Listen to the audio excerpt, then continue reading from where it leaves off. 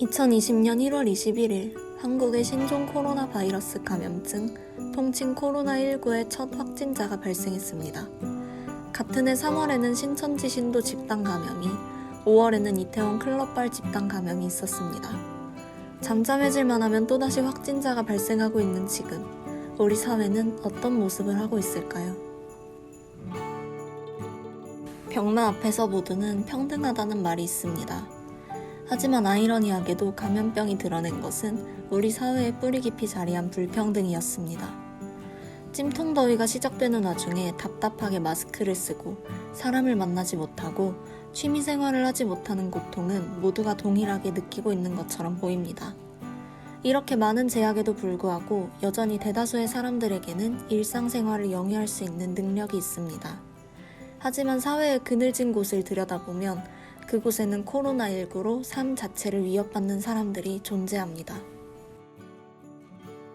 취약계층, 사전적 정의로는 다른 계층에 비해 무르고 약하여 사회적으로 보호가 필요한 계층을 의미하며 일반적으로 노인, 아동, 장애인 등이 이에 해당합니다.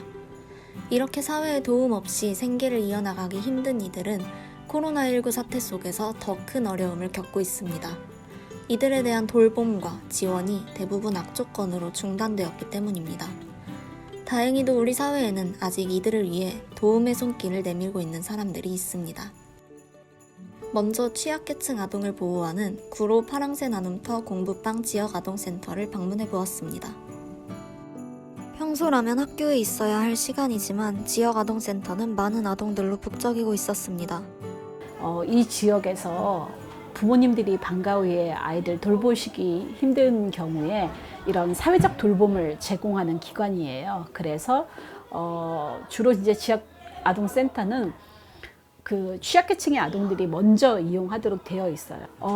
지금 센터 입장에서 보면 방학이 계속되고 있는 거죠. 공부방은 보통 몇 시에 와서 몇 시에 가요? 10시에 와서 7시에 가서 가요. 그러면 여기 하루 종일 있는 거예요?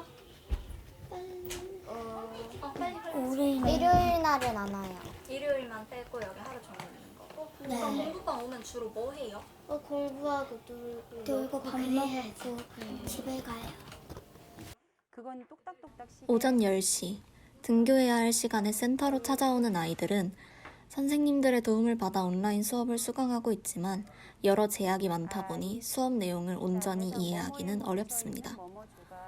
센터에서 학습하는 게 기초학습을 하고 있는 상황이긴 한데요. 여느 때 같으면 저희들이 복습 위주의 학습을 하고 있어요. 근데 지금 그거를 못하고 있잖아요. 학교에서 정규 수업이 나가지 않고 아이들이 이제 센터에서 먼저 학습을 선행을 하게 된 상황이긴 한데 이제 온라인 학습을 하다 보니까 아무래도 이게 조금 아이들이 이해하는 부분에 있어서 좀 어려움이 있는 것 같아요.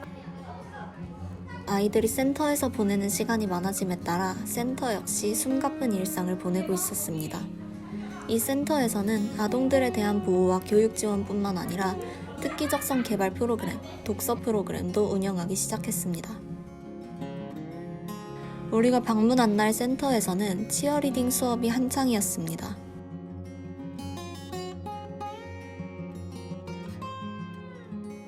이 시간에 부모님이랑 함께 여러 가지 활동도 하고 돌봄도 받아야 되는데 곁에 이제 부모님들이 안 계신 친구들이 이제 이곳에 와서 오후 돌봄을 하고 있잖아요. 그래서 가장 가까이에 있는 어떻게 보면은 옆에 있는 이웃이죠. 그래서 그런 마음으로 사실 아이들의 마음도 살펴봐야 되고 건강도 살펴봐야 되고 여러 가지 또 이제 학령기 아동이다 보니까 아이들 뭐 이런 학습이라던가 그런 것조차도 저희들이 일일이 다 신경 써야 되는 부분이 좀 많은 상황이에요. 코로나가 빨리 없어졌으면 좋겠어요. 이렇게 대규모 시설들이 대규모의 학교라고 하는 공간들이 위험할 수 있는 거잖아요. 사람들이 많이 모이는데 불가능해질 수도 있는 거고. 하지만 이런 기관들이 필요한 것은 아니니까 이런 기관들을 잘 쪼개고 이런 기관들이 적절한 공간과 인력을 가지고 일할 수 있도록 하는 게 되게 필요할 것 같아요. 아이들과 선생님들은 모두 서로의 에너지에 의지해 갑갑한 생활을 이겨내고 있었습니다. 이렇게 학교에 가지 못하는 아동들뿐만 아니라 다른 여러 집단들도 일상생활을 이어가는데 어려움을 겪고 있습니다. 이번에 우리는 취약계층 노인과 노숙인의 삶을 살펴보기 위해 서울역으로 향했습니다.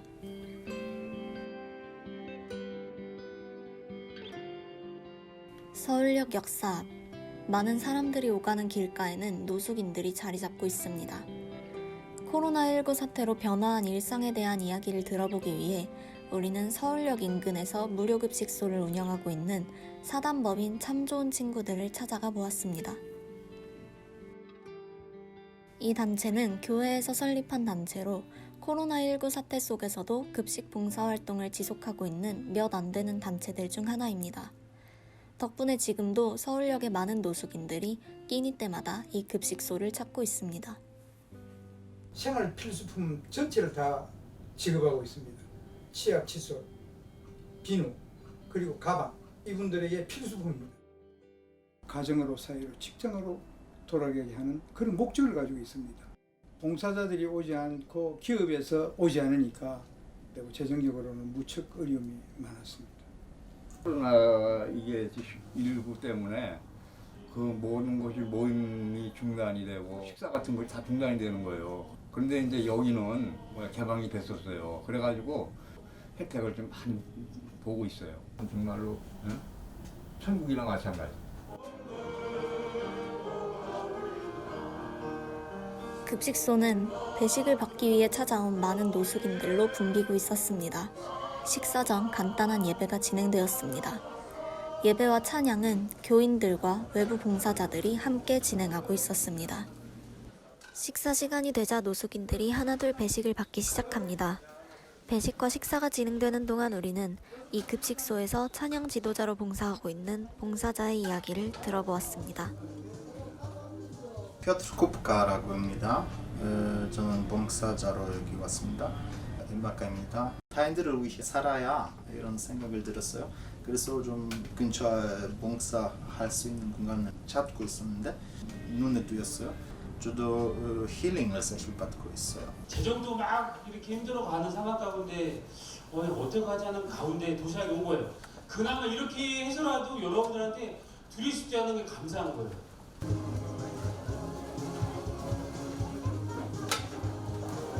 이러한 상황 속에서도 참 좋은 친구들은 노숙인들이 일상생활로 복귀할 수 있도록 돕고 있습니다. 힘겹고 위험한 길거리에서의 삶과 끝없이 이어지는 코로나19 사태로 육체적, 정신적 고통을 겪고 있는 노숙인들에게 이곳 무료급식소는 단순히 식사를 제공하는 공간을 넘어 또 다른 삶의 터전으로 자리 잡는 듯 했습니다. 이렇게 많은 사람들이 봉사와 지원을 아끼지 않고 있지만 취약계층에게 코로나19는 여전히 일상을 가로막는 벽과도 같습니다. 우리가 목 놓아 외치는 사회적 거리두기가 이들에게는 사회와의 단절을 의미합니다. 유례없는 전염병 사태 속에서 취약계층을 미처 배려하지 못하고 있는 것은 아닌지 다시 한번 되돌아봐야 하겠습니다. 개인 각각 개인이 아니에요. 뭔가 어떤 연결이 강한 연결이 있나 봐요.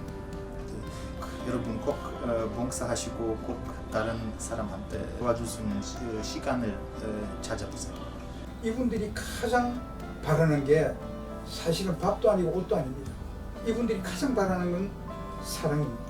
우리가 서로가 어울려서 위로하고 또 감동적인 삶을 줬을 때 이 사람들이 가정으로서 이렇게 집착을 돌아갑니다. 다 보동꼭 같이 가야 되지 않겠는가 그런 생각을 합니다.